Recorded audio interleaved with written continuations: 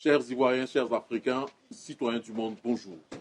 Nous recevons pour vous aujourd'hui M. Charles Blé Goudé, ancien détenu de la CPI, aujourd'hui acquitté.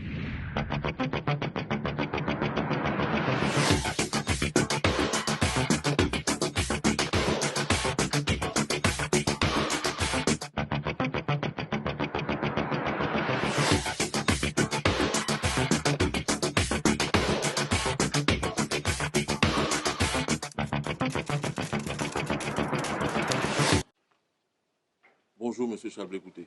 Bonjour, M. Roux. Bonne année 2022. Merci. À vous aussi. Bonne année à vous. Et au-delà de vous, je voudrais saisir cette occasion pour souhaiter la bonne et heureuse année 2022 aux Ivoiriens, aux Africains qui nous suivent, mais particulièrement aux Ivoiriens. Je voudrais saisir cette occasion pour leur dire que c'est vrai, nous entrons nouvellement en 2022. On a l'habitude de souhaiter les vœux les meilleurs, de santé, mais je voudrais sortir de ce schéma classique pour rappeler que nous sortons de plusieurs années de crises qui ont endeuillé notre pays. Le sang a trop coulé. Et là où le sang coule, les larmes aussi ont trop coulé. Nous devons tourner définitivement cette page triste de l'histoire de notre pays. Quand notre pays est à genoux, nous devons être solidaires. Pour le rendre solide, nous devons être unis autour de la Côte d'Ivoire, notre patrie, notre seule patrie. Je voudrais donc les regarder droit dans les yeux et leur dire bonne et heureuse année. La Côte d'Ivoire nous appelle, notre pays nous appelle, nous devons la rebâtir dans le respect de nos différences. Nous sommes si différents. Le chef de l'État tout récemment a parlé d'État-nation qu'il faut construire. Je n'ai pas besoin de vous dire qu'un État renvoie aux institutions, à une organisation politique, administrative, là où la nation est un territoire sur lequel peuvent vivre des populations qui sont liées par une identité et par une culture. Tout cela, juxtaposé, appelle au fait que nous devons être ensemble pour demain. Bonne et heureuse année aux Ivoiriens. Je vous remercie. Merci. Vous rappelez simplement qu'aujourd'hui, je suis accompagné de 4 confrères avec lesquels nous allons pouvoir vous interroger. J'ai Alexis Bansé, le patron de Connexion Ivoirienne. À côté de lui, nous avons Pleun Wolters. Elle est hollandaise. Elle travaille pour le studio 040 à Eindhoven.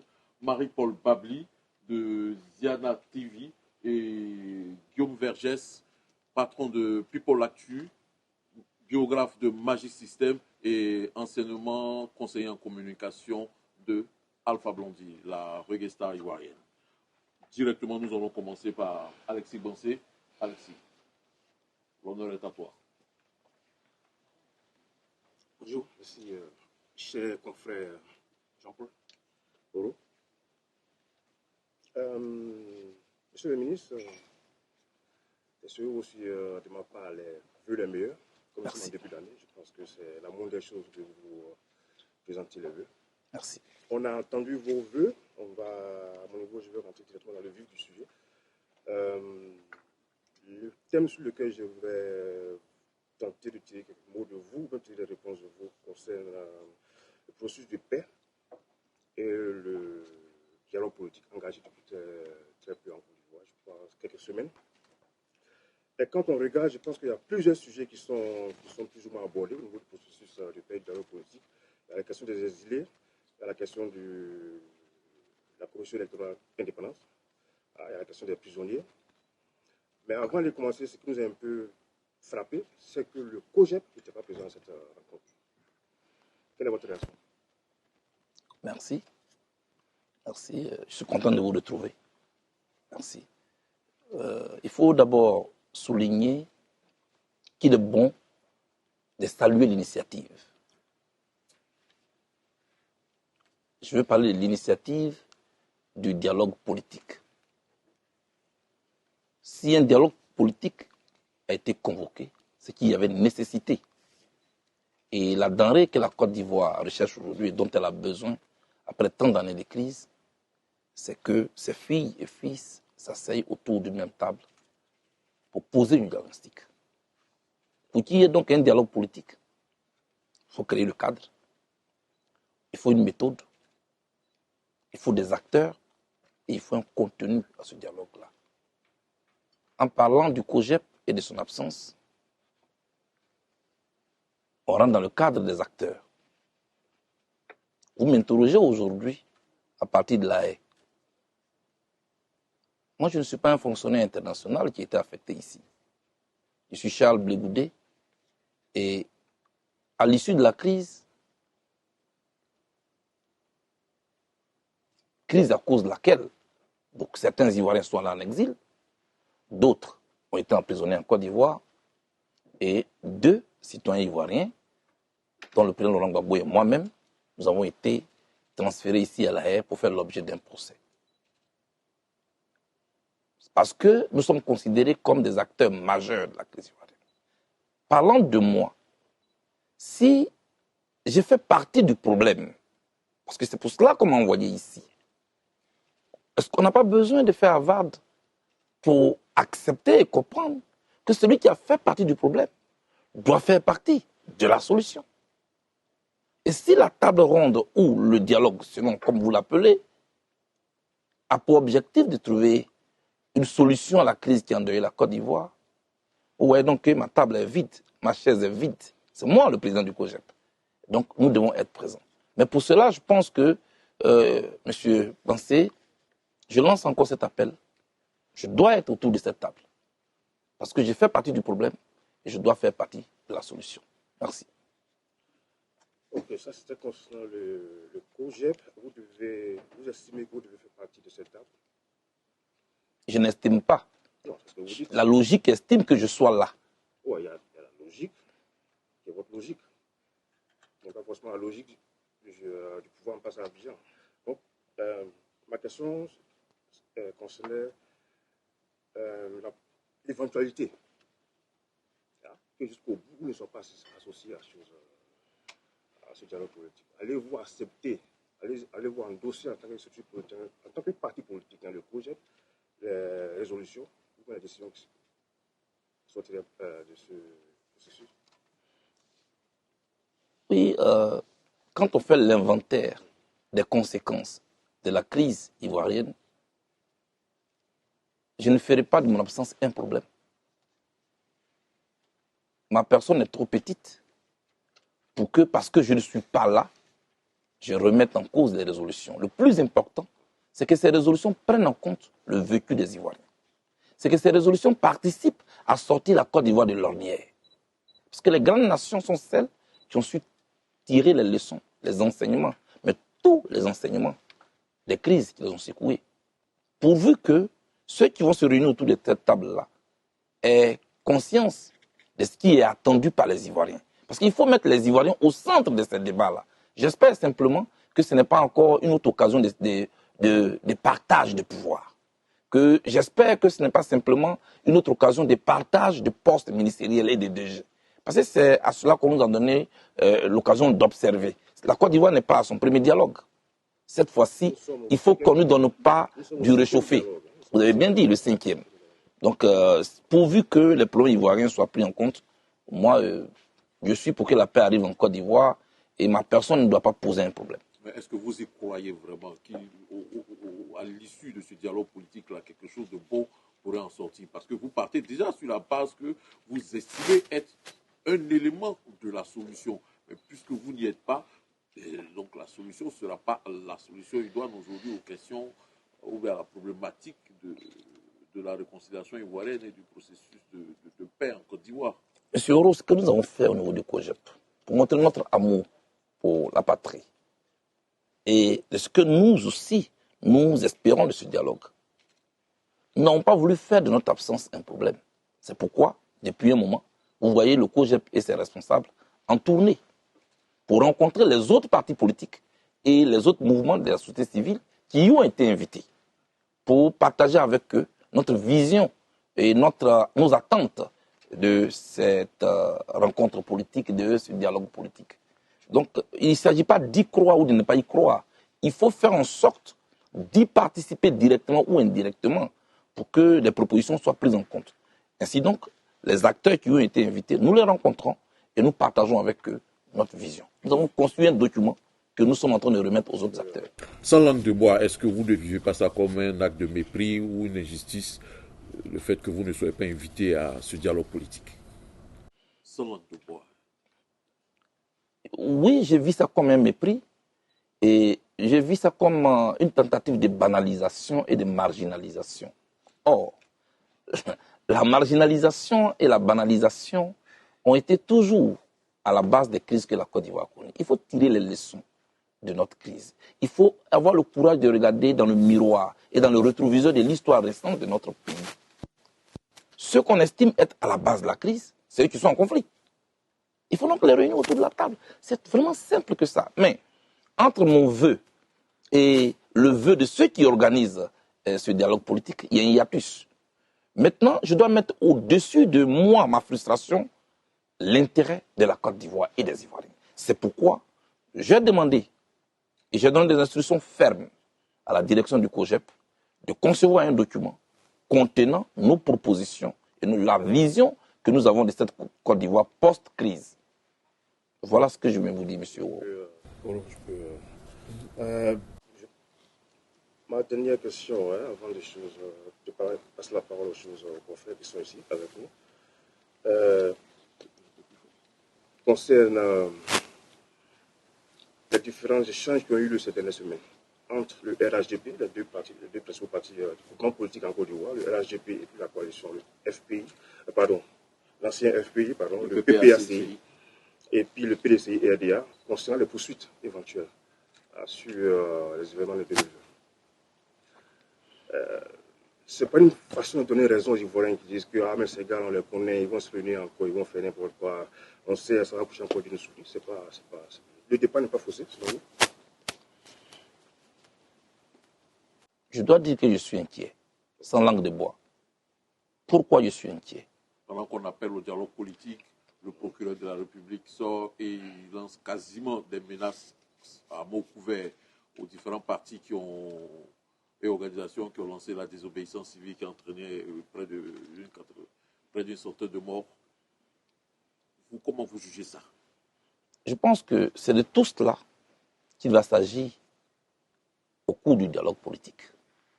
Alors, je ne comprends pas les pugilats politiques qui ont lieu avant même le dialogue politique. Pour dialoguer, il faut créer un environnement propice au dialogue. Or, c'est déjà inquiétant que ceux-mêmes qui vont aller dialoguer et trouver une solution aux problèmes qui minent la Côte d'Ivoire et qui ont été à la base de cette crise sont déjà eux-mêmes en conflit avant d'y arriver. Et est-ce à dire que ce qu'on nous a servi jusque-là à travers la presse de retrouvailles, de climat social qu'on est en train d'apaiser, est-ce que c'était du leurre? Je ne sais pas, je m'interroge encore. Mais on ne va pas se limiter à cela. C'est un appel que moi je vais lancer aux leaders politiques de la Côte d'Ivoire. Ce dialogue politique va au-delà de nos petits calculs politiciens. Il s'agit de la vie des Ivoiriens. Il s'agit d'orphelins qui sont aujourd'hui les victimes de cette crise. Il s'agit des gens qui hier étaient des tuteurs et qui aujourd'hui sont devenus des sous-couverts. Il s'agit des gens qui sont loin de leur pays aujourd'hui. La crise ivoirienne a semé un désastre qui va au-delà de nos luttes de positionnement. Je voudrais ici lancer cet appel-là pour apaiser de nouveau le climat et créer un environnement propice à ce dialogue dans lequel, présent ou pas, je place un espoir. Ok.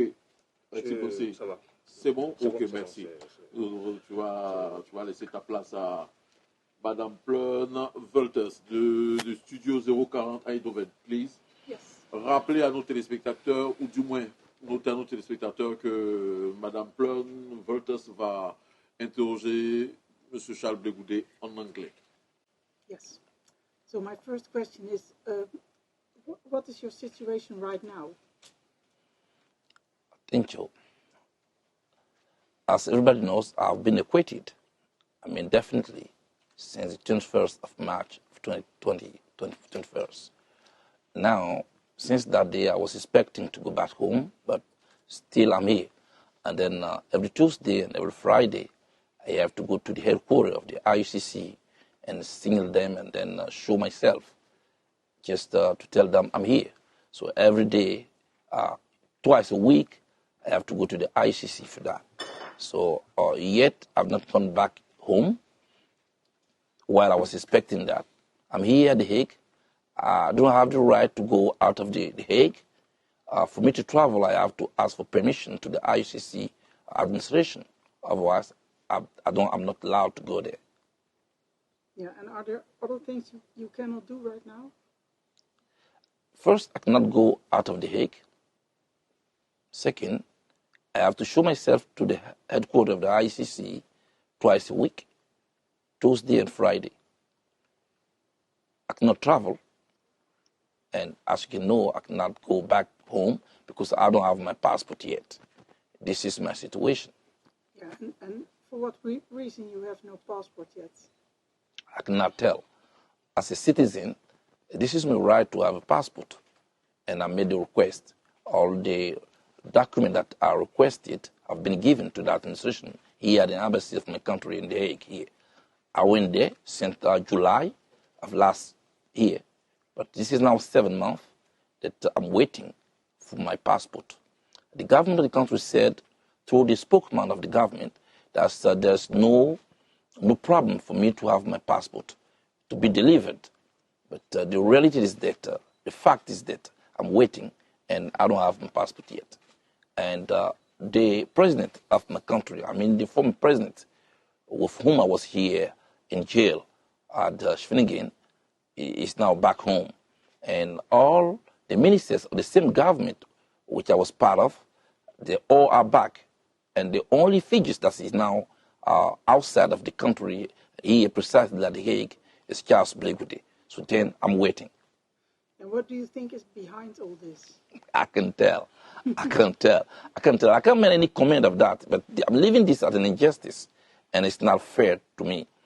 But I'm waiting. I will not be the one to explain why it's like that. But the only thing it says is that I'm really surprised for what is going on. For a simple passport that is administrative, issue. I don't know why people are making this all difficult. But this is politics in Africa, and time will tell. How do you feel about your situation right now? I'm really frustrated, I can tell you. Because I don't understand what I'm going on. I've been brought here because of the post-electoral crisis in my country in 2010 and 2011. There have been 6 years. Every day, every morning, I was going for hearing here at the ICC, And then, in the end, I've been acquitted. Normally, when somebody is suspected and in the end is acquitted, he should go back home and be free and enjoy his freedom, which is not my case. So I'm really frustrated, and I don't understand what is going on. I can understand. And did you get a financial compensation? I requested for that.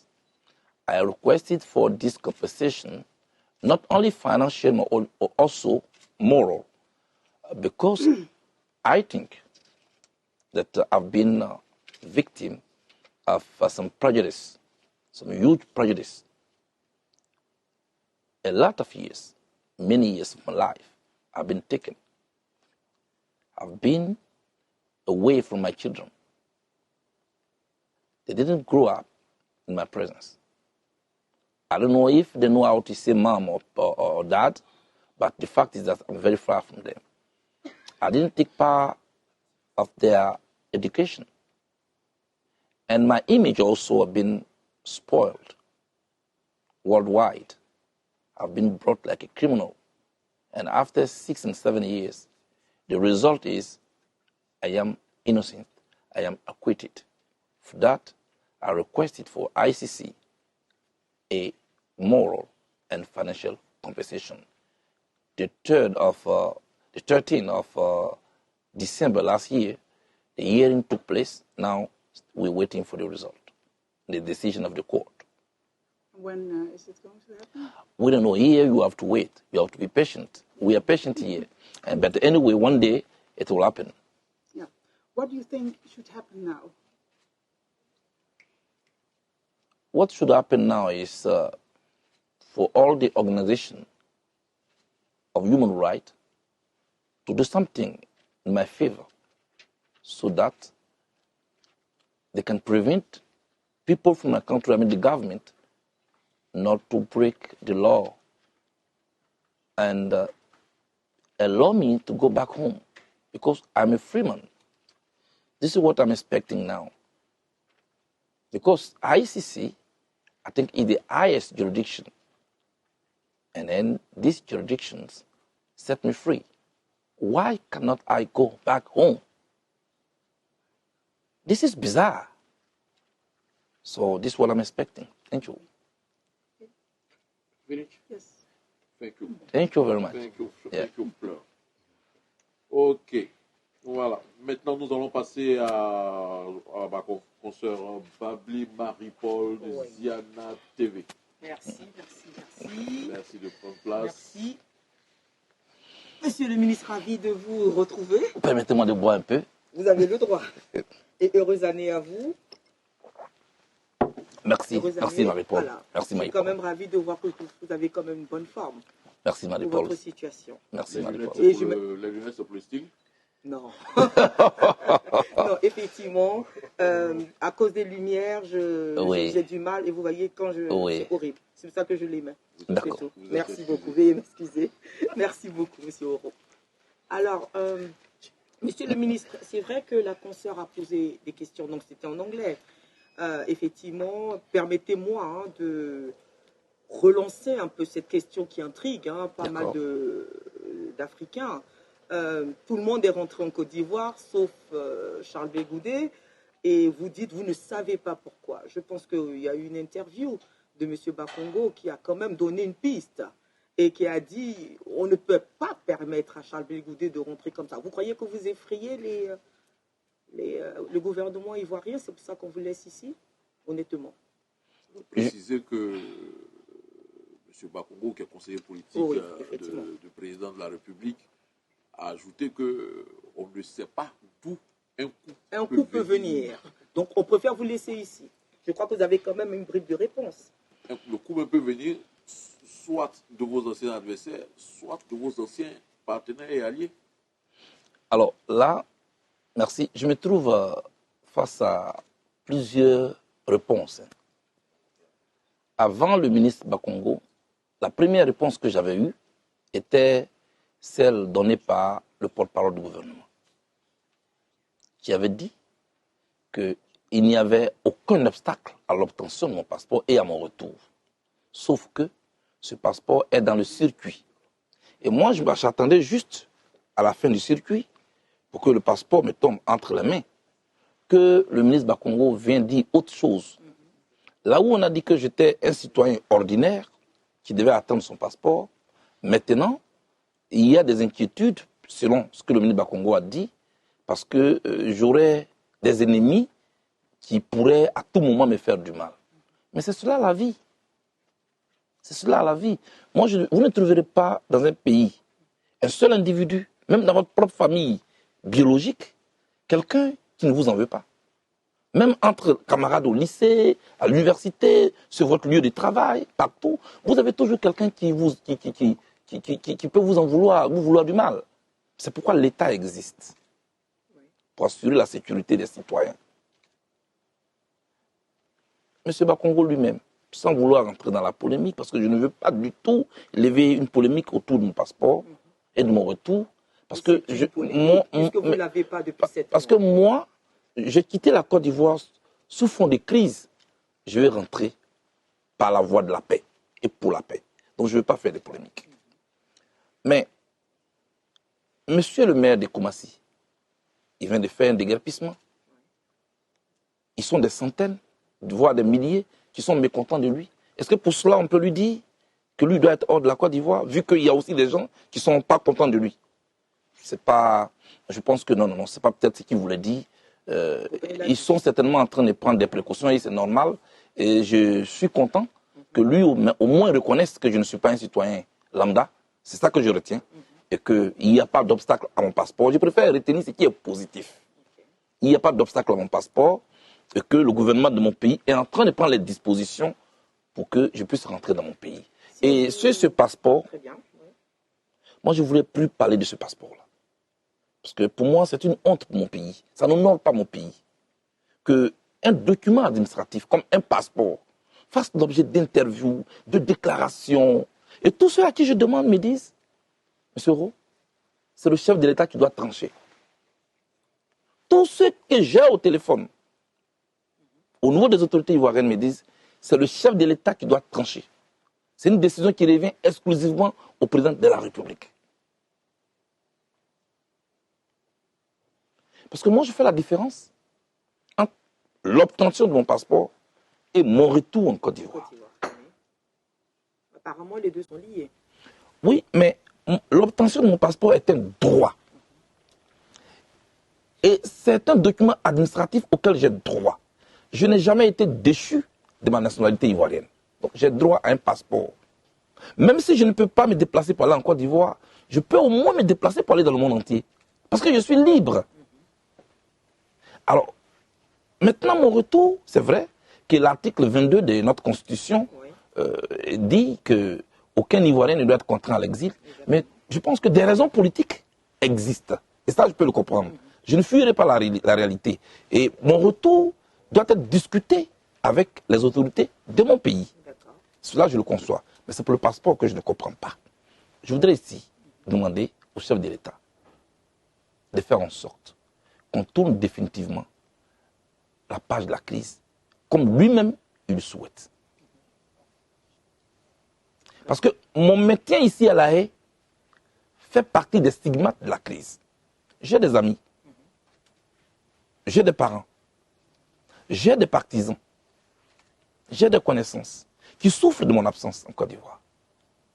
Et tant que je suis ici, pour ceux-là, la crise n'est pas encore terminée. Il faut faire en sorte qu'on tourne définitivement la page de cette crise.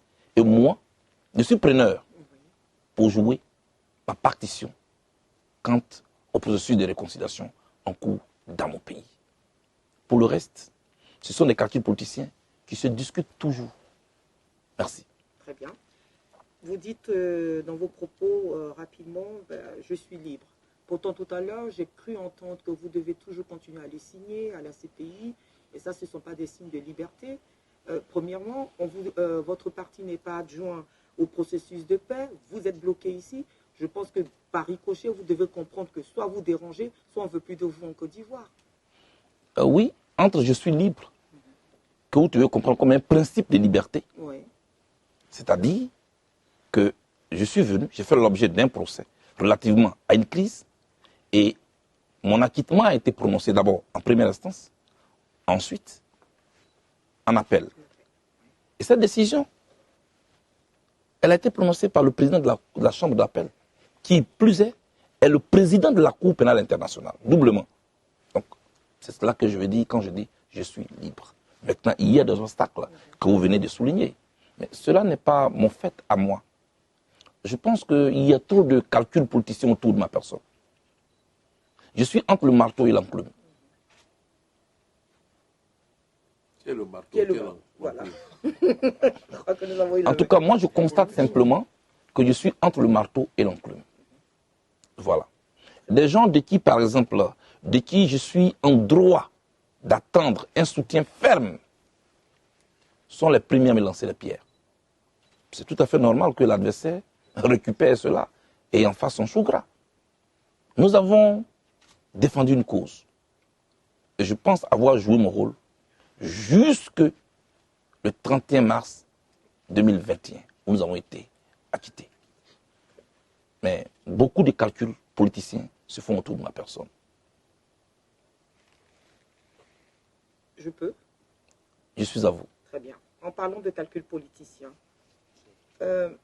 Monsieur le ministre, est-ce que vous trouvez légitime, on vous donne la possibilité, le fait que beaucoup trouvent un peu le jeu du COJEP, la politique du moins du COJEP, un peu flou? D'une part, je vous poserai directement la question, quels sont vos rapports aujourd'hui avec l'ancien président de la République de Côte d'Ivoire, M. Laurent Gbagbo? Vous avez des nouvelles, vous vous appelez plus, c'est terminé? D'abord, qu'est-ce que vous appelez la politique floue du COJEP? Tout simplement le fait que, par exemple, votre parti actuellement dans un processus de dialogue parle avec, par exemple, M. Afin-Guessan, M. Afin-Guessan qui fait l'objet de la séparation entre le FPI et le PPACI de M. Laurent Gbagbo. Par un autre volet, par exemple, le fait que vous êtes un peu proche, enfin certains le disent, de M. Boga Servet, qui est un soutien de Simone Gbagbo, de docteur Boga Sako, excusez-moi, le docteur, qui est un soutien de Mme Simone Ivé et qui beaucoup décrit l'ancien président de la République. Donc, en tout cas, beaucoup estiment qu'ils ne comprennent pas très bien ce que le COJEP est en train de faire actuellement au niveau politique. Donc, peut-être que vous allez nous donner la possibilité. Ouh, madame, je vais être très clair avec vous. Oui. Et je pense qu'à partir de cette interview, Oui. on ne parlera plus de flou. D'accord. Vous voyez, les gens estiment que le COJEP est allé rencontrer le Premier ministre Afin-Guessan. Les gens estiment que je suis proche de Boga Sako, qui est proche de Simone Gbagbo. Et donc, on devait faire leur budget. La différence entre ces gens dont vous parlez et nous, c'est que le COJEP ne veut pas être là où il y a les polémiques. Le COJEP ne veut pas être là où il y a des petits problèmes de personnes. Le COJEP veut être là où on discute des problèmes des Ivoiriens. Le COJEP veut être là où on discute des quotidiens des Ivoiriens. Et ça, madame, je vous regarde droit dans les yeux, je l'assume. Même si ça crée des polémiques. Je dis que je l'assume. Vous avez compris ça? Voilà, je l'assume. Moi, je ne veux pas être là où il y a les petites polémiques inutiles qui n'apportent rien à notre vie. Est-ce qu'enfin, on peut parler idée? Est-ce qu'enfin, on peut parler contradiction? C'est cela la démocratie, pour laquelle nous sommes battus depuis 1990. Cette robotisation de la pensée, je dis non. Par ricochet, le COJEP dit non. La dictature, la pensée, d'où qu'elle vienne, je vais la combattre. Je vous regarde droit dans les yeux. Si vous trouvez ceux qui disent ça, dites-leur que la dictature de la pensée, je vais la combattre. Beaucoup de mes camarades sont morts pour qu'il y ait la démocratie en Côte d'Ivoire. Beaucoup de mes amis ont perdu leurs années d'études pour qu'il y ait la pluralité de la parole et de la pensée. D'où vient-il? Qu'aujourd'hui, on doit me dire continuellement ce que je dois faire, ce que je dois penser. J'ai 50 ans depuis le 1er janvier 2022. Joyeux anniversaire. Merci. Alors je refuse cela. Mais parlant du président Afin-Guessan, oui, c'est moi qui ai dit au COJEP d'aller le rencontrer. Tout comme j'ai demandé au COJEP d'aller rencontrer Mabrit Takus. Tout comme j'ai demandé au COJEP d'aller rencontrer le PDCI-RDA, ce qui a été fait aussi. Tout comme j'ai demandé au COJEP d'aller rencontrer Boga Gervais Sako, que je salue ici. C'est un homme courageux. Il dit ce qu'il pense. Il n'est pas de ceux qui viennent au micro, ils disent le contraire de ce qui est dans leur tête. Et la nuit, ils viennent nous appeler pour dire non, on est d'accord avec vous, mais vous voyez, on a un petit positionnement. Ce sont les guerres des positionnements qui nous perdent le temps. Moi, je suis un homme, j'ai décidé qu'il y ait une logique entre ma pensée, ma parole et mes actes. Je ne serai pas là où il y a les petits conflits. Je ne serai pas où il y a les petites réunions d'hypocrisie. Je ne serai pas là où il y a les petites polémiques inutiles. Je veux qu'on puisse bâtir la Côte d'Ivoire autour d'idées, dans le respect de nos différences. Merci. Très bien. Vous n'avez pas répondu à une question qu'elle a posée. Vos relations avec Laurent Gbagbo. Votre date aujourd'hui, le niveau, voilà, où ça en est, votre ancien co-détenu. Récemment, je me l'ai ajouté récemment dans une interview, il a dit qu'il n'était pas Charles Bleu Goudé, il ne parlait pas comme Charles Bleu Goudé. Comment avez-vous ressenti et vécu cette intervention à votre endroit? Merci beaucoup. D'abord, j'ai quotidiennement des gens au téléphone. Je lis la presse ivoirienne avec beaucoup d'amusement. Des gens inventent un conflit qui n'existe que dans leur esprit. entre le président Gbagbo et moi. Je répète que le président Gbagbo et moi, nous avons fait 6 années de prison ensemble. Nous avons partagé toute une douleur ensemble. Et puis, nous avons été acquittés et il est parti en Côte d'Ivoire. Quand on nous jugeait tous les matins, on était 2. Quand on souffrait dans notre cellule, on était 2. Le jour où le 31 mars, on était là et puis la salle était calme et puis les mouches volaient presque. On attendait les mouches voler dans la salle parce qu'on ne savait pas quel allait être notre sort là d'un moment à l'autre et que notre sort se trouvait sur les lèvres du président de la chambre d'appel. On était 2 à vivre ces moments que je ne souhaite même pas à un adversaire. On était 2. Voilà ce que moi je considère. Le reste, ce sont des jeux dans lesquels moi je ne veux pas rentrer.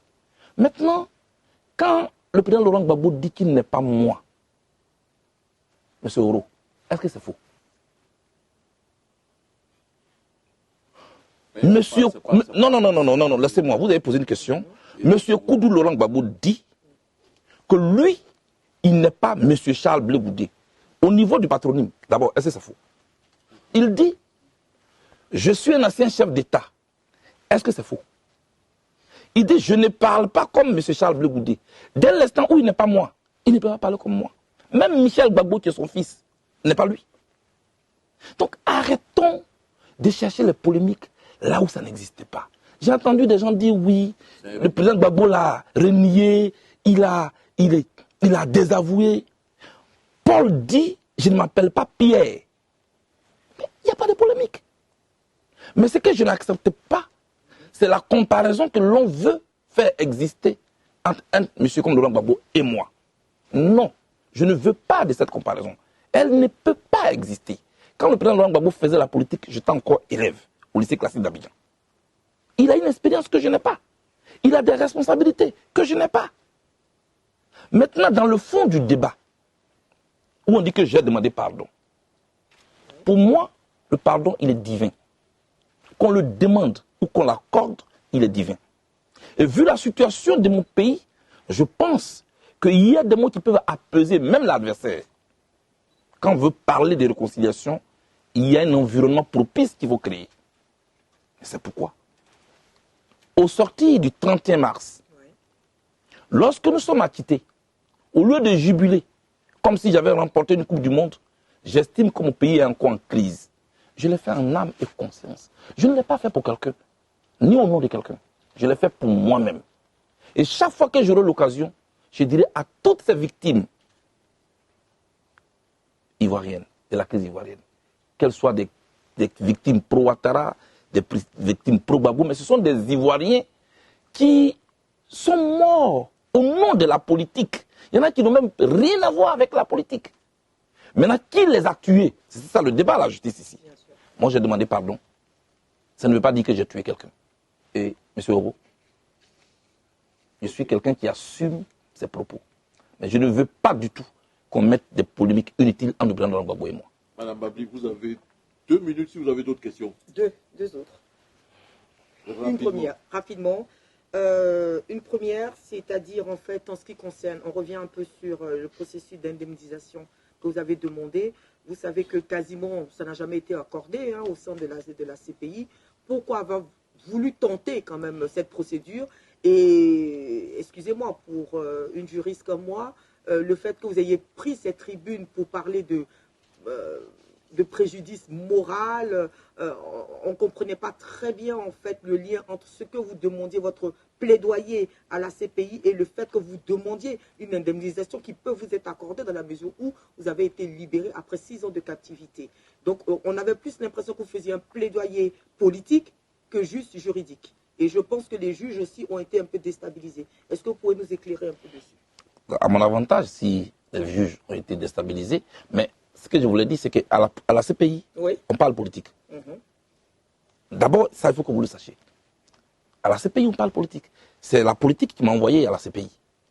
Deuxièmement, oui, le préjudice que je demande, la compensation, l'indemnisation que je demande, effectivement, elle est morale.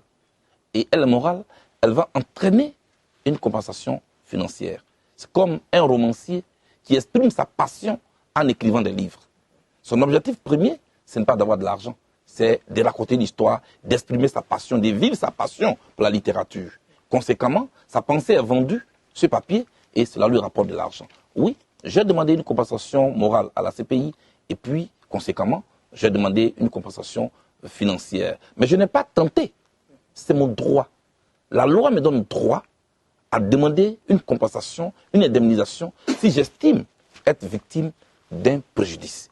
Le préjudice, il est clair. J'ai été traîné dans la boue. J'ai été brandi au monde entier comme un criminel. Et à la fin, 6 mois, 6 années après, je suis reconnu non coupable. Bien que le procureur savait que son dossier était vide. J'ai demandé à la CPI de me réparer cela. De me réparer toutes les années qui m'ont été volées. Voilà, je suis dans mon droit. Très bien. Et dernière question, votre parti, c'est quand même le congrès panafricain. Donc vous parlez panafricanisme.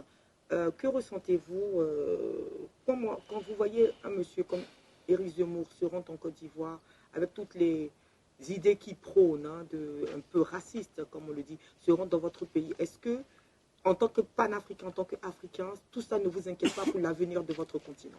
Ça sera ma dernière question. Éric Zemmour est candidat pour diriger les Français. Mais il se rend en Côte d'Ivoire. Je pense qu'il est libre de ses mouvements. Il est parti en Côte d'Ivoire, il n'est pas allé s'adresser aux Ivoiriens. Il est allé au camp militaire, au 14e Bima, et il a rencontré les Français en Côte d'Ivoire. C'est à eux qu'il est allé parler. Et c'est eux qui doivent lui accorder, oui ou non, leur suffrage, selon que son projet de société leur convient ou pas. Moi, je ne voudrais pas m'émouvoir de tout cela. Mais c'est un individu qui est libre de ses mouvements, il est libre d'aller là où il veut. Et il a emprunté un avion, tout comme il peut aller aux États-Unis, il peut aller partout. Mais quand il va, je pense qu'il est en campagne. Et je souhaite ne pas me mêler à ce débat qui est un débat franco-français. D'accord.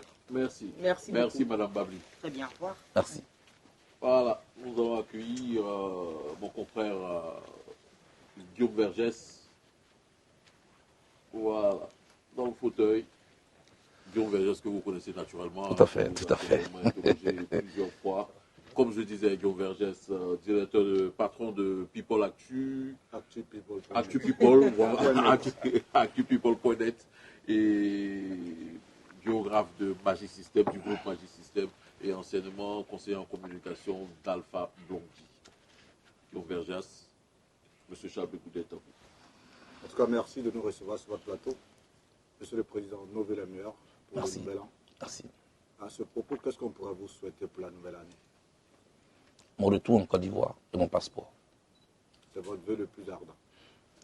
En tout cas, c'est mon objectif premier. Retourner auprès des miens et prendre part au débat politique dans mon pays. À travers justement de cette nouvelle année, vous avez initié, on va dire, cette interview. Quel symbole cela revêt pour vous? J'ai voulu sortir du cadre classique auquel on nous a habitués et parler à bâton rompu, me soumettre aux questions des Ivoiriens. Et à travers vous, je n'ai pas peur des questions. Je veux qu'on parle de la Côte d'Ivoire. Je veux qu'on parle de la Côte d'Ivoire profonde. Je veux qu'on parle de la Côte d'Ivoire telle qu'elle est mosaïque. Je veux qu'on parle de la Côte d'Ivoire dans sa diversité. Et je veux que toutes les questions soient abordées. C'est pourquoi je me suis mis à votre disposition. Et à travers ce moment-là, je ne voudrais pas seulement souhaiter des vœux de santé, des bons, comment vous dites ça, de longévité, de prospérité. Voilà. Ce sont que des souhaits. Parler de notre pays. Je suis à vous. Bien avant, vous avez fêté vos 50 ans, le 1er janvier. Qu'est-ce que cet âge représente pour vous, ces 50 ans? D'abord, je voudrais rendre grâce au Seigneur de m'avoir accordé ce demi-siècle. Ce n'est pas donné à tout le monde. Et 50 ans, quand même, c'est l'âge de la maturité. Je pense qu'on ne me dira plus que je suis trop jeune et que je fais partie de ce que l'on appelle maintenant, nos détracteurs appellent les GPP, les générations pressées. Voilà. Et à partir de 50 ans, on sait ce qu'on veut, on sait ce qui est bon pour nous, on sait ce qui ne l'est pas. Ce n'est pas à cet âge-là qu'on a me dicter ce que je dois penser, ce que je dois dire. Les dictées préparées, je n'en veux pas. Voilà. Je veux, comme le fleuve, faire mon propre lit. Tout de même, cet âge est représentatif de la tranche on va dire, générationnel qui a amené à diriger la Côte d'Ivoire de demain, dont vous faites partie. Et à ce propos, celui qui est aussi leader comme vous, donc président du GPS, Guillaume Soro, a lui, à la faveur du Nouvel An, il a pu faire une interview avec ses adhérents, les adhérents du GPS. Il a pu s'adresser à eux à travers pas mal d'interviews, en tout cas où on a eu des délégations venues un peu de diverses régions de la Côte d'Ivoire. Selon vous, lorsqu'il a initié, on va dire, cet exercice, pour vous, quel est le plan axiologique qu'il a souhaité, on va dire, émettre?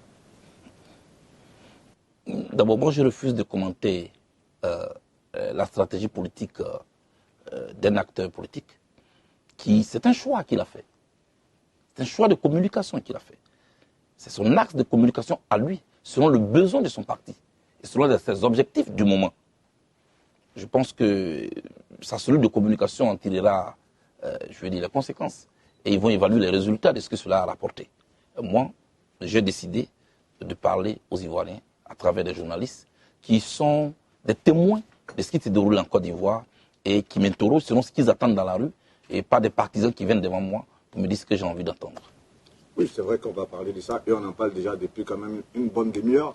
Mais tout de même, lorsqu'on voit que le GPS a été dissous et que le président Guillaume Soro fait appel à toutes les sections de GPS pour dire « venez me poser des questions », est-ce que ce n'est pas une manière de montrer au gouvernement ivoirien que, au-delà de tout ce qui peut être comme dissolution, comme mesure prise dans son encontre, il existe et il est encore représentatif sur l'échiquier politique ivoirien?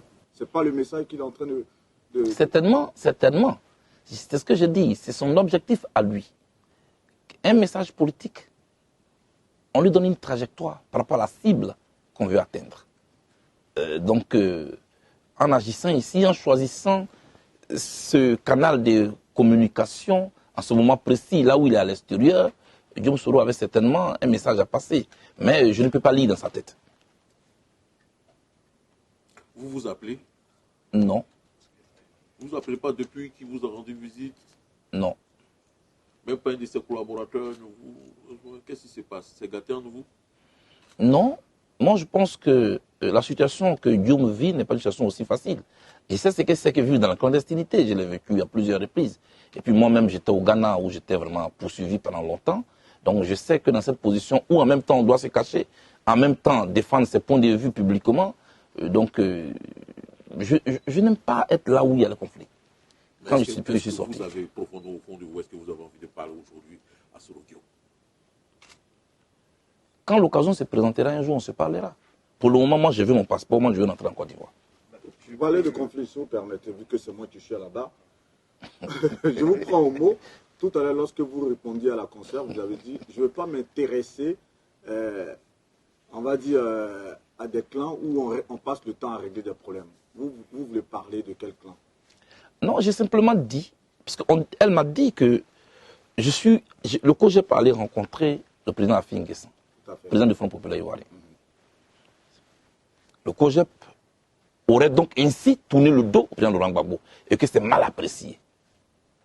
Et que la position du COJEP serait floue parce que le COJEP ne s'est pas fondu dans le PPACI. C'est ce qu'elle a dit. Alors, moi j'ai été élu président du COJEP. Je n'ai pas été élu par mes camarades pour me fondre dans un autre parti.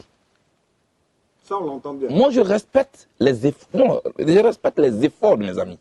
J'étais en prison, en dehors de la Côte d'Ivoire pendant 10 ans.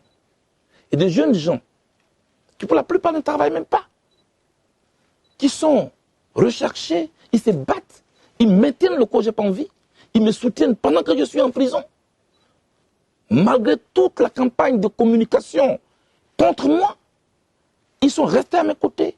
Je sors de prison. Le professeur Nobou Hyacinthe, premier secrétaire, dit président, tu es sorti de prison, voici le Canari, prends la tête du parti. Docteur Saraka, Bli Roselin, Yavo Marcel et tous ses camarades, tous les camarades de la diaspora, qui sont restés à mes côtés, en Europe, aux États-Unis. Ces gens qu'on humiliait chaque jour. Et je sors de prison. Et moi, j'ai dissous le COJEP pour me fondre dans un autre parti politique. Parti politique dans lequel on ne m'a même pas invité d'ailleurs. Je pense que ce serait irrespectueux vis-à-vis de mes camarades. Que je voulais ici féliciter. Et leur dire que nous sommes à la sémence. Le PDCI a eu des pionniers, se sont battus pour pouvoir faire du PDCI ce qu'il est aujourd'hui. Le FPI a eu des pionniers. Le RDA a eu des pionniers. Et le COJEP n'est pas le premier parti à vivre sans son leader. Le Front populaire ivoirien, de 1982 à 1988, a vécu sans Laurent Gbagbo, qui était en exil en France. Le RDA a vécu sans Alassane Ouattara, sous le pouvoir d'Henri Konan Bédié. Ouattara était en exil. Henri Konan Bédié a vécu, pardon, le PDCI RDA a vécu sans Henri Konan Bédié, qui était en exil sous Guy Robert. Aujourd'hui, c'est le COJEP qui vit sans son leader. Il n'y a rien de nouveau sous les tropiques. Il leur faut seulement beaucoup de courage. Pardon? En vous entendant, vous n'avez jamais rejoint le PPACI. D'abord, je n'y ai jamais été invité. Mais ils ont quand même pris... Ni officiellement, ni officieusement. Mais oui, moi je les remercie d'avoir produit cette motion à l'issue du congrès pour moi. Parce que tous ceux qui sont là au PPACI, ce sont mes amis. Ce sont des gens que j'ai fréquentés et que je continue de fréquenter. Nous ne sommes pas en guerre. C'est ça aussi la politique. Je reviens sur ma proposition. Mais j'assume ma différence. Et prendre des positions de principe pour un camarade qui, au moment où on le recherchait, au moment où on l'a mis en prison, le PPACI n'était pas encore né. C'est au nom d'une cause commune que je suis à la haie. Je ne suis pas ici au nom d'un parti politique. Cela aussi, il faut savoir faire la différence. Donc, je leur dis merci d'avoir produit cette résolution pour moi. Mais je voulais simplement vous dire, ne créons pas des polémiques inutiles. On ne va pas en créer plus que ça, mais lorsque vous dites que le COJEP ne va pas rester là à s'occuper d'un parti où on ne fait que régler ou alimenter les conflits, est-ce qu'indirectement vous ne parlez pas... Ah non, non, non, non, non, non, non, non, non, non, non, non, non, c'est pas ce qui a été dit. Ok. On me reproche, ou on reproche au COJEP, d'avoir rencontré le président Afinguessa. Mais c'est ce que je dis dans votre réponse tout à l'heure, justement, à la consoeur. Lorsque vous étiez en train de parler, on avait l'impression que indirectement, lorsque vous dites on ne va pas rester là à s'occuper d'un parti où on ne fait qu'alimenter les conflits. Non, non, non. J'ai dit le COJEP ne veut pas être là où on alimente les conflits et les polémiques. Deuxièmement, vous parlez d'impression. Sur ce plateau et devant toutes ces caméras, je voudrais moi dire que c'est ce que je dis qui m'engage. Vos impressions, vous en êtes entièrement responsable. Mais indirectement, est-ce que vous n'indexez pas le PPACI? C'est ce que vous pensez. Heureusement que ce n'est pas ce que je pense. Vu qu'on s'adresse aux Ivoiriens... Non, moi je ne suis pas en conflit avec le PPACI. Le PPACI vient d'être porté sur les fonds baptismaux en Côte d'Ivoire. Il a un projet. Et moi je salue la naissance du PPACI. Et il vient à peine de naître. Il faut éviter de créer des polémiques inutiles autour du projet du président Laurent Gbagbo. Et puis on verra ce que le PPACI compte faire pour la Côte d'Ivoire. Comme d'autres partis aussi, ce qu'ils doivent faire pour la Côte d'Ivoire. On n'est pas obligé d'être en conflit. On peut parler d'une même voix, on n'est pas obligé de parler d'une seule voix. Pour continuer dans la même dynamique, c'est vrai que par rapport à vos rapports avec le président Laurent Gbagbo, vous continuez, malheureusement peut-être, c'est à tort ou à raison, d'entretenir la langue de bois. Moi je veux que vous dites aujourd'hui aux Ivoiriens, en toute clarté, là nous sommes en 2022. Tout à l'heure la conseillère est revenue sur sa déclaration. Jean-Paul Roy a abondé dans le même sens. Vous avez vous êtes exprimé, vous avez dit il n'y a pas de problème. Mais sincèrement, est-ce que le fait de rester dans cette logique, ce n'est pas une manière pour vous de continuer à avoir la sympathie des sympathisants de Laurent Gbagbo, quelque part? Non, du tout. Le fait est que je ne suis pas en conflit avec le président Laurent Gbagbo. Voilà. Le fait, c'est un fait que je ne suis pas en conflit avec le président Laurent Gbagbo et que tout le reste n'est qu'interprétation. Moi, cela fait à peine plus de 30 minutes que nous parlons. Hein. Vous savez, c'est ça la Côte d'Ivoire. Moi, je souhaite qu'on parle de la vie des Ivoiriens, de leur santé, de la santé de l'agriculture ivoirienne, de la santé de notre système éducatif, de la corruption gangrénante dans notre Côte d'Ivoire. Comment on sort de cela? Jusque-là, tout est centré autour du rapport entre individus, entre autorités, entre personnalités. Mais pour clore ce débat, définitivement, je regarde votre caméra. Je ne suis pas en conflit avec le président Laurent Gbagbo. Votre message, le message que vous l'avez envoyé à la faveur de la nouvelle année, c'était lequel? J'ai une pensée pour vous, monsieur le président. Merci. Même hier, avant que je ne parte signer, je lui ai encore envoyé un message. Nous sommes aujourd'hui 10 janvier 2022. Par rapport à cette interview où vous souhaitez vos vœux aux Ivoiriens, Je pense que c'est clair. Vous avez même échangé il n'y a pas longtemps. Je n'ai pas de conflit avec le président Laurent Gbagbo. Ça rassure tout le monde. Et je vais vous dire que depuis que j'ai commencé réellement à connaître le président Laurent Gbagbo, il sait que je suis un garçon libre dans la tête. Il sait que je n'ai jamais été membre d'aucun parti qui dirige. Et ça ne l'a jamais dérangé. C'est comme ça qu'il m'a toujours pris. Je le répète encore. Quand je lançais l'appel le 2 octobre 2002 à la place de la République, je n'étais pas membre du parti du président Laurent Gbagbo. Ça n'a dérangé personne.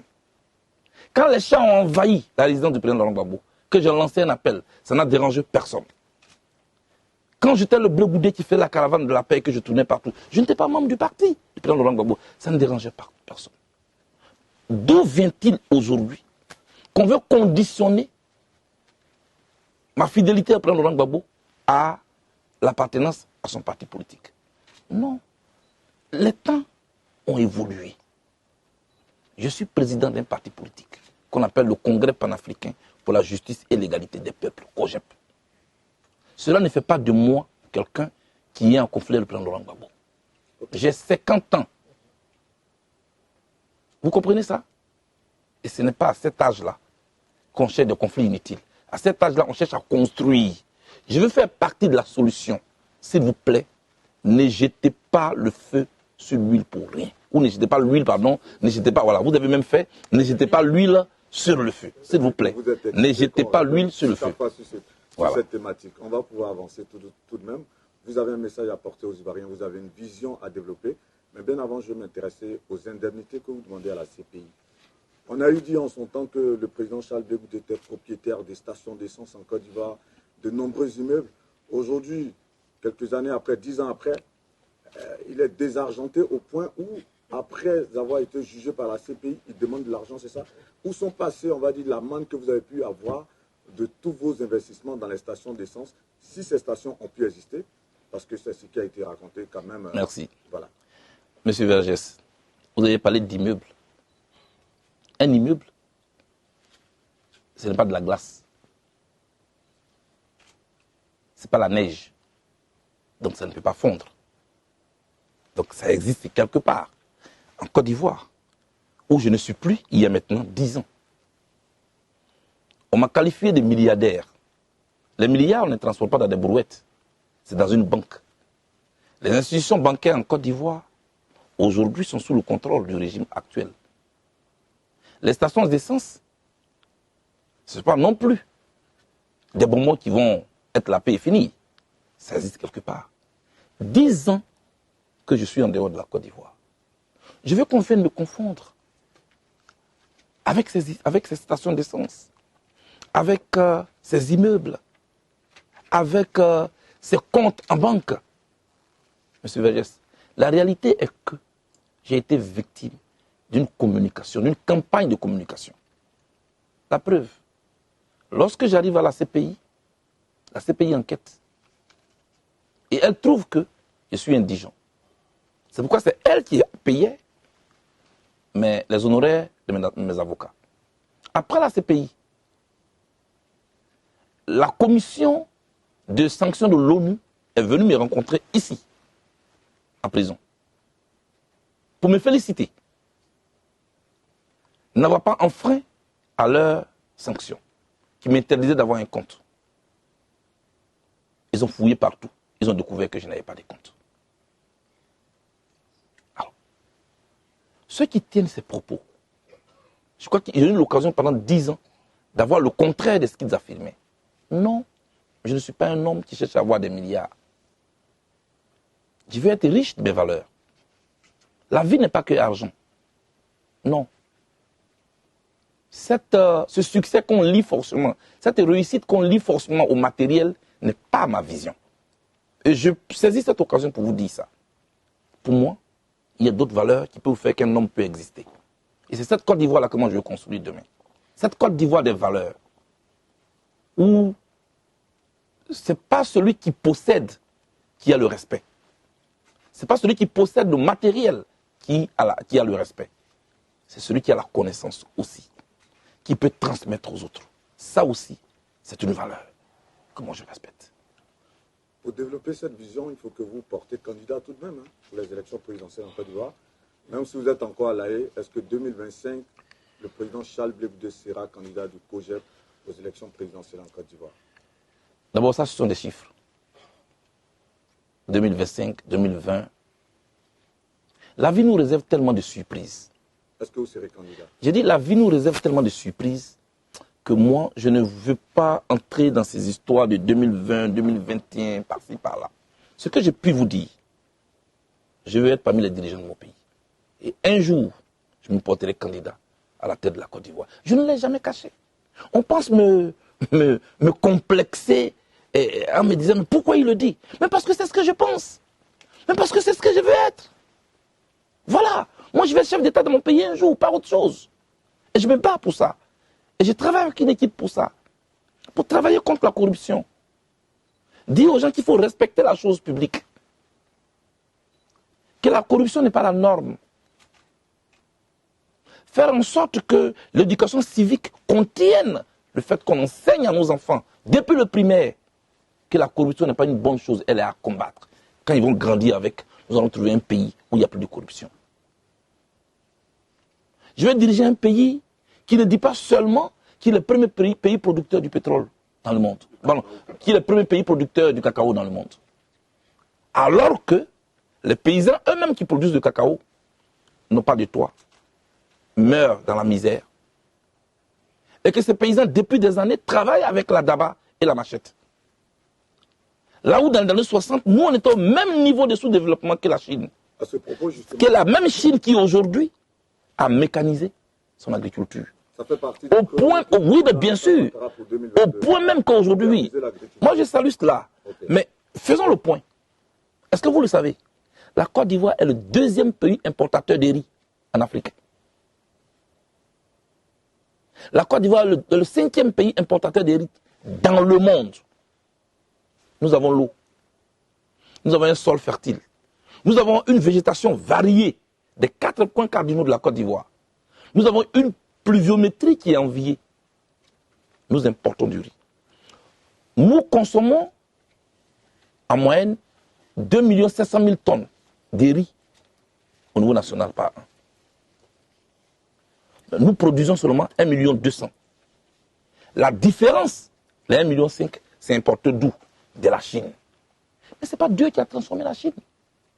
Est-ce un manque de volonté? Est-ce un manque de moyens? Est-ce un manque, je ne sais pas moi, d'ingénieurs? Pourquoi la Côte d'Ivoire, alors qu'elle a l'eau, elle a la végétation, elle a tout ce qu'il faut? Le riz pousse au nord. Moi, j'ai fait l'école à Bouna. Le riz pousse à Bouna. Partout en Côte d'Ivoire. Pour vous, tout est à refaire. Moi, je pense qu'il faut beaucoup plus booster ces secteurs-là. Si l'agriculture est notre point fort, il faut faire en sorte que nos parents ne puissent plus travailler avec des moyens rudimentaires. C'est à cela que moi je travaille. Regardez l'école ivoirienne. Aujourd'hui, les élèves demandent, eux, à aller en congé quand ils veulent. Et qu'est-ce que vous avez pensé de la sanction qu'on leur a infligée? Non, quand on veut... J'ai compris l'intention des gouvernants. Mais est-ce que tout cela est en conformité avec nos lois? Parce que pour moi, tout est la loi. Est-ce que quand un élève a mal agi à l'école, c'est dans un camp militaire qu'on l'emmène? Au-delà de l'intention, est-ce qu'il n'y a pas un code disciplinaire au sein de nos établissements? Comment en sommes-nous arrivés là? L'école représente-t-elle toujours un modèle de réussite? Celui qui se réveille à 6 heures pour aller à l'école, à côté de lui tous les jours, il regarde à la télévision, on lui présente d'autres modèles de réussite. C'est à ça qu'on assiste toujours. Hein. Est-ce qu'aujourd'hui, les étudiants qui ont fini leurs études, qui ont obtenu leur doctorat, pendant qu'eux, ils demandent à servir l'État, et on les arrête, on les met en prison, c'est quoi le message qu'on passe à l'élève qui aspire à devenir étudiant? On lui montre que l'horizon est bouché. S'il ne demande pas à aller en congé quand il veut, il va fuir la Côte d'Ivoire encore. Autrement dit, ça c'est le pays. Pour aller dans le désert, ensuite aller mourir dans la Méditerranée. Il faut redonner espoir à notre jeunesse. Il faut redonner à l'école son rôle. Et ça, ce n'est pas seulement l'affaire du gouvernement. Tous, autant que nous sommes, nous devons nous retrousser les manches pour redonner à l'école son rôle dans notre société. Vu qu'on parle de la Côte d'Ivoire, Monsieur Vergès, il vous reste 3 minutes. Ok, parfait. 3 minutes. Je voudrais que vous prononciez sur ce que le président Alassane Ouattara a pu faire comme investissement, comme infrastructure sociale. Je souhaiterais que vous prononciez là-dessus. Je ne suis pas de ceux qui, j'allais dire, ferment les yeux et jugent mal ce qui a été bien fait par ses adversaires. Houphouët-Boigny a travaillé pour la Côte d'Ivoire à une époque précise, avec des réalités précises, avec des besoins auxquels il fallait répondre à cette époque-là, dans un contexte précis. Après lui, le président Henri Konan Bédié en a fait de même, dans un contexte différent de celui du Houphouët-Boigny. Ensuite, le président Laurent Gbagbo est venu dans un contexte différent. Et aujourd'hui, le président Alassane Ouattara est là, dans un contexte que nous connaissons nous tous. Il a construit des ponts, c'est bien. Il a entrepris des œuvres de développement, c'est aussi très bien. Mais je dis, ceux qui vont emprunter les ponts là, ils ne se parlent pas. Voilà. Ceux qui marchent sur le pont là, ils sont prêts à la moindre occasion à se rentrer dedans. Le feu couvre.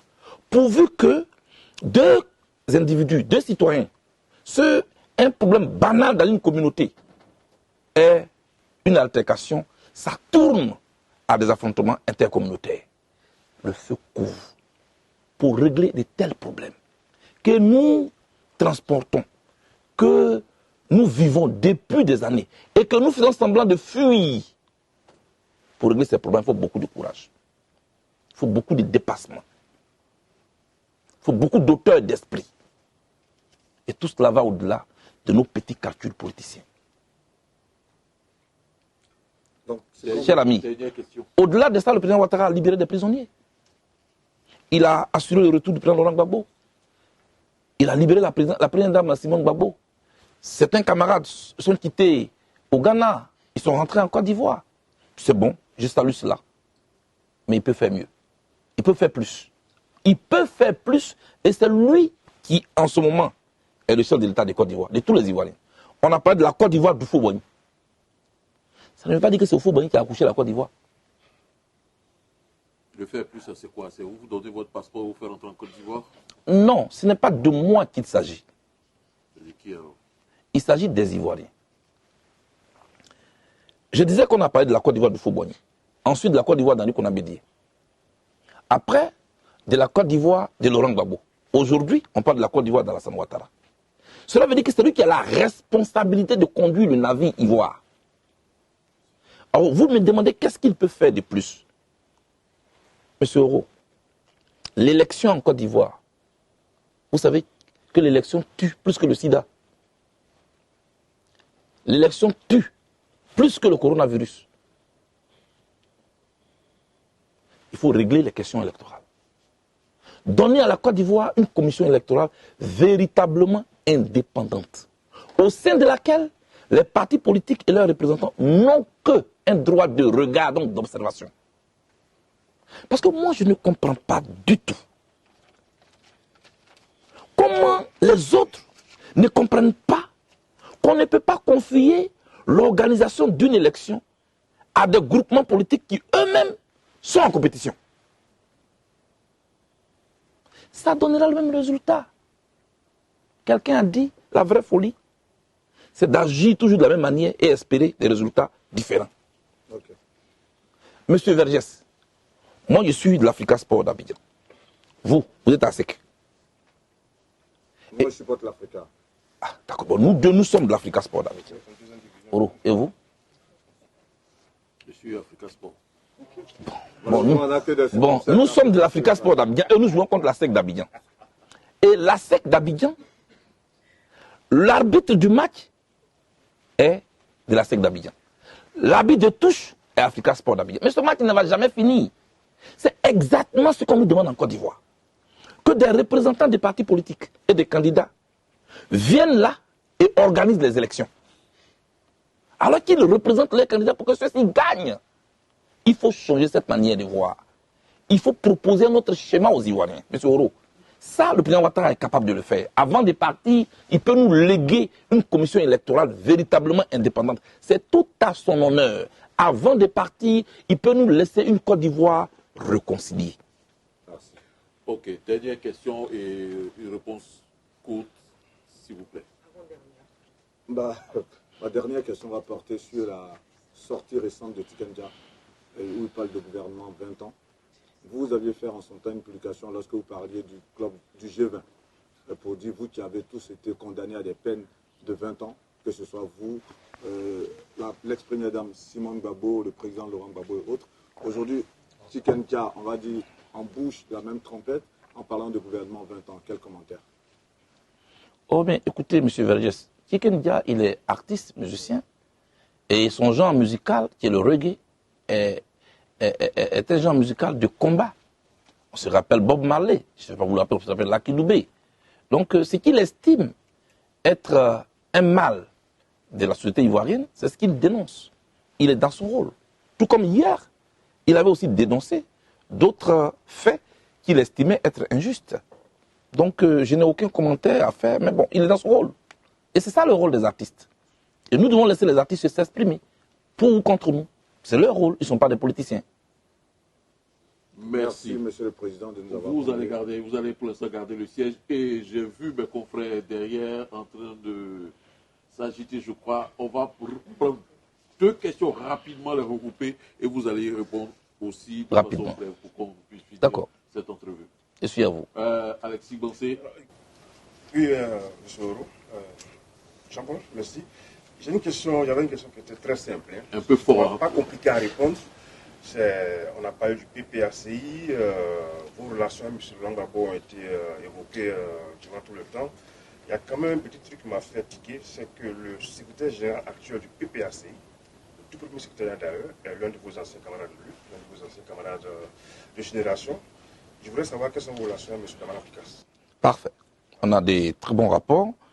On ne confond pas la politique et l'amitié. Ce qu'on a partagé était difficile.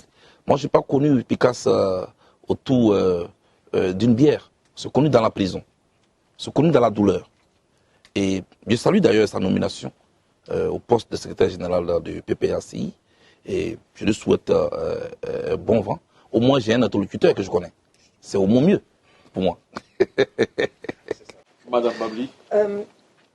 Monsieur le ministre, vous avez dit tout à l'heure qu'effectivement vous prenez le changement, vous espérez le changement pour la Côte d'Ivoire. J'ai deux petites questions qui me viennent en tête rapidement. Allez-y. Deux questions fusionnées. Je vous voilà. dis, le président est capable de répondre. Premièrement, quel rôle attribuez-vous à la société civile aujourd'hui en Côte d'Ivoire? Et deuxièmement, vous êtes panafricain, que pensez-vous de la situation du Mali? Ce sont mes deux dernières questions. Je pense qu'il faut faire en sorte qu'on ait une société civile très forte. C'est le regard du voisin qui vous permet de savoir qu'il y a une tache sur votre chemise. Il faut que cette société civile aussi accepte de ne pas être des succursales des partis politiques, en jouant réellement leur rôle. Et qu'elle s'éloigne, qu'elle se démarque vraiment des partis politiques, et qu'elle soit une société forte, qu'elle n'attende pas de recevoir des ordres. Un rôle, on le prend et on l'assume. Une position, on le prend et on l'assume. Ce n'est pas le gouvernement qui leur donnera une place. C'est à partir du rôle qu'ils jouent dans la vie de tous les jours des Ivoiriens, des méfaits qu'ils dénoncent, que les différents responsables de la société civile en Côte d'Ivoire donneront à la Côte d'Ivoire une vraie société civile. Comme on le voit au Sénégal, comme on le voit ailleurs, dans d'autres pays. Moi, je rêve d'une société civile forte en Côte d'Ivoire. Au Mali, depuis le coup d'État contre ATT, quelqu'un qui était à la fin de son mandat et qui n'était même pas candidat à sa propre succession, depuis ce fait-là, le Mali est rentré dans un cycle infernal de coups d'État, de changements de régime, et les problèmes demeurent. Je souhaite aux Maliens de faire en sorte de poser ce problème-là sur la table, de se parler en malien, entre Maliens, parce qu'avant tout, quand les djihadistes frappent, ce sont des Maliens qui meurent. Les autres viennent les soutenir. Envers la France actuellement. Quelle est la position envers la France? Quelle est la position envers la France?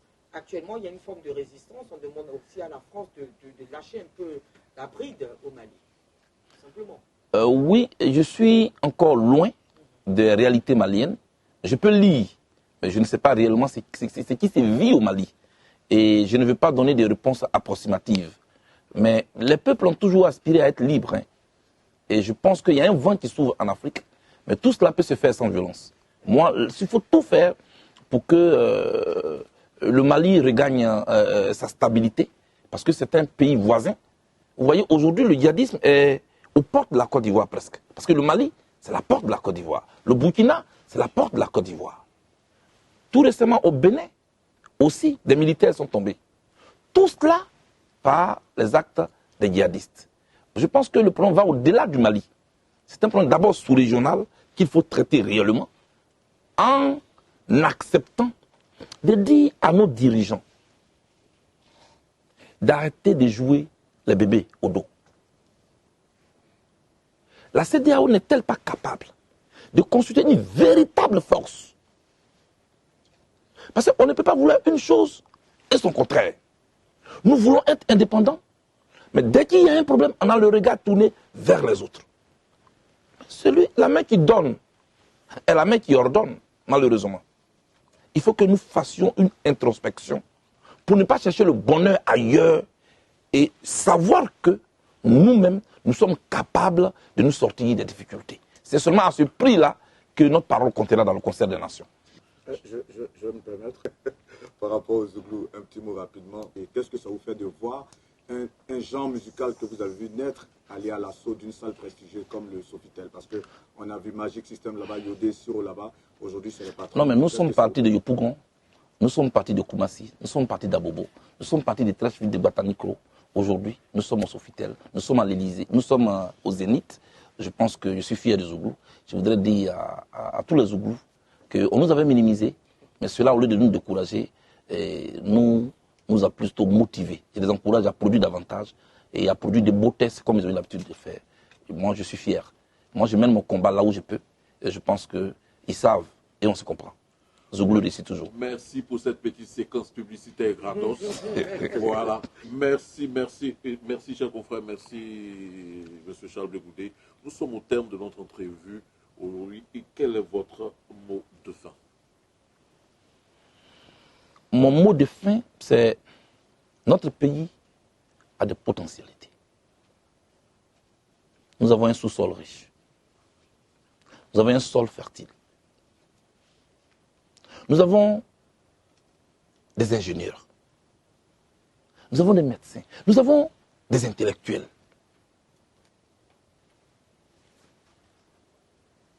On dit que nous avons 40% de l'économie de l'UEMOA. Tout ça, à quoi ça sert? Si le petit peuple ne le ressent pas dans son assiette, si on ne peut pas se soigner décemment, il y a un problème. Un peuple qui a peur ne peut pas produire.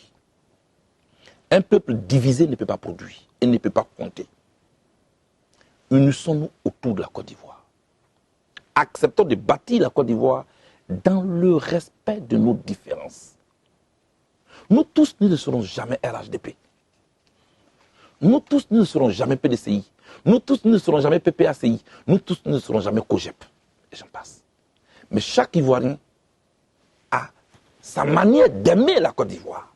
Il faut respecter cette manière-là.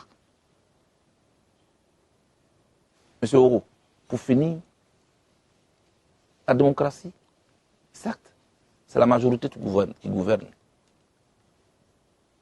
Mais la démocratie, ce n'est pas la tyrannie de la majorité. Cette majorité-là, elle gouverne en paix quand elle respecte les droits des minorités. Voilà le monde que nous vivons aujourd'hui. Et c'est à cela que moi j'aspire. Faire en sorte que les Ivoiriens ne marchent pas la peur au ventre. Faire en sorte que quelqu'un pour émettre un avis, il a peur parce que rapidement, on va essayer de le livrer à la vindicte. Acceptons la contradiction. Faisons véhiculer les idées, Faisons véhiculer les idées, ne faisons pas véhiculer les armes. On ne résout pas tous les problèmes avec la force. Il ne faut pas narguer l'autre. On est plus fort quand on prend en compte la vie des minorités. Et j'ai dit. Merci, M. Charles Goudet, d'avoir accepté cette entrevue. J'aimerais aussi dire merci à mes confrères Alexis Bansé, je le rappelle, patron du site d'information générale Connexion Ivoirienne, à la consoeur hollandaise Pleur Velters de 040 Eindhoven, Studio 040 Eindhoven. J'espère que je n'ai pas écorché, I'm not écorching your name. Ah, non. Voilà. Merci aussi à Marie-Paul Babli de Diana TV, comme le dire, avec les lunettes, avec le style. Et merci beaucoup à mon confrère Guillaume Vergès. Quand il a été Actu People, biographe de Magic System, ancien conseiller d'Alpha Blondy, quand on l'a appelé pour lui dire « on a besoin de toi pour cette interview », il était à Abidjan, il allait directement à l'agence prendre son billet d'avion pour venir uniquement pour cette intervention et retourner à Abidjan. Merci confrère pour ta disponibilité et j'espère que ta prochaine actualité, c'est le concert des patrons que tu es en train d'organiser activement à Abidjan et aussi ici à Paris. En tout cas, je vous souhaite bon vent et bonne chance. Je remercie aussi toute la régie, tous les techniciens, tous les caméramans et profiter aussi pour dire que nous étions accompagnés lors de cette entrevue par Christelle Kogbi de Brut, qui est là pour interroger le ministre Charles Goudet. Nous le souhaitons, nous disons merci aussi d'être venu, de nous avoir accompagnés. Chers téléspectateurs, espérons que vous avez pris beaucoup de plaisir à suivre cette entrevue et nous espérons que vous aurez beaucoup de plaisir à suivre d'autres entrevues sur vos différents écrans. Au revoir. Merci. Merci.